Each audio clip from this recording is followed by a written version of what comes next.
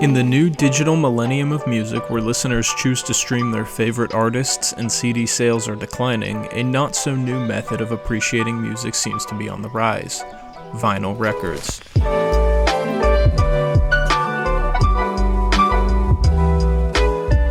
We spoke with Joey Campbell, a college student who's been collecting vinyl records for about 3 years. So I had a friend that started collecting records, and I went in their room one time and I started looking at them and I was like, whoa, that's really cool. I started in high school. I believe it was my junior year when I first bought a couple records. So I think the recent increase has become mainly because of just the trendiness of it all. I think people really like the idea of it. But there's something to be said about not being completely fulfilled by digital media. I think that having records in your hands and being able to hold the music adds this sort of extra layer of, I use the word tangible, it's just, you get to feel it more. And I think it gives you this feeling of like, this is mine, where, a single digital song, it doesn't feel the same, Impractical process that comes from records is sort of a romantic thing.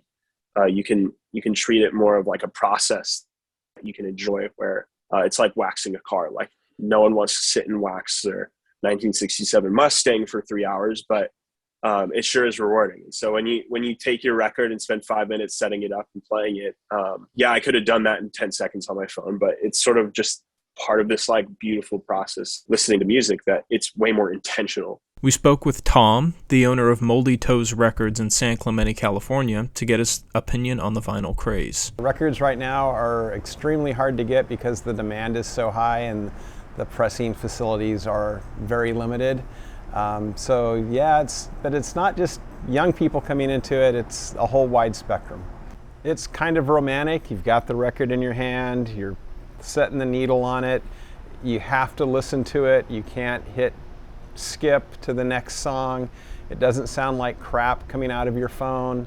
I really believe people should support their local independent store and avoid evil Amazon and the big box retailers. Right now, records are so hard to get because Walmart, Target, Best Buy, all these people that weren't selling records 2 years ago are now in the market.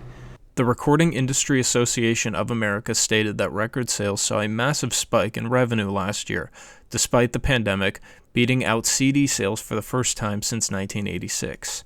Vinyl record sales soared about 29%, raking in over $626 million.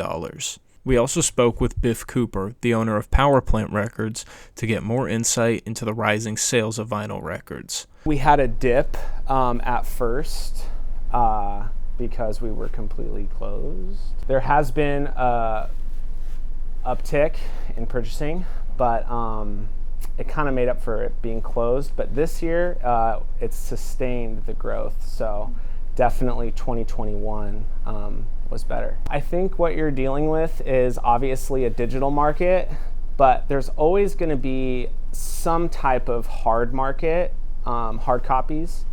And so really the battle exists almost between CDs, cassettes, and vinyl.